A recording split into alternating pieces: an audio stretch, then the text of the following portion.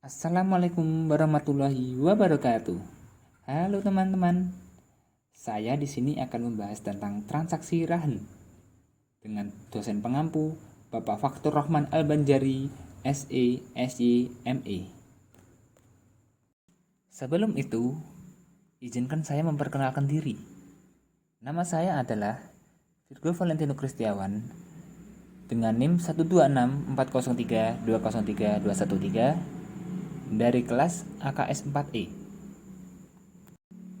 Pada kesempatan kali ini, saya membahas tentang pengertian rahan, rukun rahan, syarat rahan, dan tentu saja skema atau contoh dari transaksi rahan. Yang pertama yaitu pengertian dari transaksi rahan. Secara istilah, adalah sebuah akad penyerahan sebuah barang yang memiliki nilai ekonomis sebagai bentuk sebuah jaminan atas utang, sehingga orang yang menyerahkan dapat mengambil manfaat yaitu berupa utang.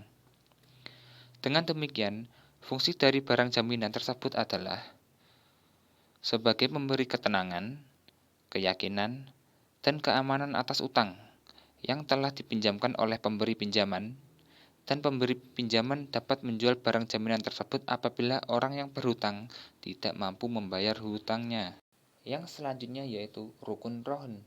Yang pertama, orang yang menggadaikan atau ar-rohin. Yang kedua, orang yang menerima gadai atau al-murtohin. Yang ketiga, barang yang digadaikan atau al-marhun. Yang keempat, utang atau al-marhun bih. Yang kelima dan yang terakhir, sigot atau ijab dan kabul. Yang selanjutnya yaitu syarat gadai syariah atau rahan. Yang pertama, orang yang bertekad syarat yang terkait dengan orang yang membuat akad rahan adalah orang yang cakap bertindak hukum. Yang kedua, sigat tidak boleh terikat dengan syarat tertentu dan juga dengan suatu waktu di masyarakat depan. Yang ketiga, marhun pih atau hutang. Yang keempat, marhun atau barang yang dijadikan agunan. Yang selanjutnya yaitu skema atau contoh tentang transaksi rahan. Nah, saya di sini mempunyai contoh yaitu pada tanggal 10 Agustus 2020, Pak Ronald memiliki kebutuhan mendesak dan membutuhkan dana untuk keperluan pengobatan. Beliau menggadaikan sebuah PS5 dan iPhone 13 Pro Max 512 GB kepada PT Pegadaian atau Persero. Pihak menggadai menaksir harga PS5 seharga 10 juta dan iPhone 13 Pro Max seharga 15 juta. Menurut perkiraan, akan melunasi 120 hari dan membayar ijarah dan biaya administrasi uang berlaku. Yang pertama, A. Marhun B sama dengan 35 juta dikali 80% sama dengan 28 juta. Yang kedua, biaya administrasinya 12.000. Yang ketiga yaitu biaya ujroh 35 juta dibagi 20.000 dikali 80 rupiah. 80 rupiah didapat dari tiap hari sewa barang tersebut. Jadi barang tersebut jika selalu ada di tempat tersebut, setiap harinya membayar 80 rupiah. Jadi totalnya 1.750 dikali 80 rupiah sama dengan 140.000 dikali 120.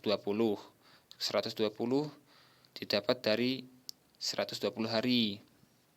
Karena pembayarannya 10 hari sekali, jadi 120 dibagi 10 menjadi 12. Alhasil 140.000 dikali 12 sama dengan 1.680.000. Yang D atau yang keempat, uang yang harus dibayar adalah uang pinjamannya sebesar 28.000 dan biaya ujroh sebesar 1.680.000. Yang selanjutnya yaitu jurnal yang menerima gadai atau murtahin. Yang A, saat menerima barang gadai tidak ada jurnal, hanya barang bukti serah terima barang saja. Yang B, saat Murtahin memberikan uang kepada Rohin, jurnalnya yaitu piutang Rahin gadai pada kas sebesar 28 juta. Yang C, saat menerima uang ujroh atau biaya pemeliharaan dan lain-lain, jurnalnya yaitu kas pada pendapatan ujroh sebesar 1.680.000. Dengan catatan, jurnal ini digunakan untuk mencatat apabila Rohin atau orang yang menggadaikan membayar ujroh, baik dibayar di awal maupun di akhir. Yang D, pada saat mengeluarkan biaya untuk pemeliharaan dan penyimpanan, jurnalnya yaitu beban ujroh pada kas sebesar 1.680.000. Dengan catatan, jurnal ini digunakan untuk mencatat apabila Rohin atau orang yang menggadaikan belum membayar ujroh, maka pihak Murtahin mengakui sebagai beban. Yang E, pada saat pelunasan uang pinjaman barang gadai dikembalikan dengan membuat tanda serah terima barang, jurnalnya yaitu kas pada piutang Rohin atau gadai sebesar 1.680.000. Yang F, pada saat Rohin belum melakukan pembayaran saat jatuh tempo, jurnalnya yaitu piutang Rohin jatuh tempo pada piutang Rohin atau gadai sebesar 28 juta. Yang G, pada saat pembayaran saat jatuh tempo, transaksi jurnalnya yaitu kas pada piutang Rohin jatuh tempo sebesar 28 juta. Dan yang sekarang yaitu jurnalnya yang menggadaikan atau Rohin. Yang pertama yaitu saat menyerahkan barang ke perusahaan gadai, barang tidak ada jurnal dan hanya bukti serah terima barang. Yang B, saat menerima uang pinjaman atau marhun B, jurnalnya yaitu kas pada hutang Rohin sebesar 28 juta. Yang C, pada saat membayar biaya untuk pemeliharaan dan penyimpanan, jurnalnya yaitu beban ujroh pada kas sebesar 1.680.000. Dengan catatan, jurnal ini dicatat apabila Rohin atau orang yang menggadaikan membayar uang ujroh, maka diakui sebagai beban. Yang D, pada saat pelunasan utang Rohin, jurnalnya yaitu hutang Rohin pada kas sebesar 28 juta. Cukup sekian dari saya, ada kurang lebihnya mohon maaf. Wassalamualaikum warahmatullahi wabarakatuh.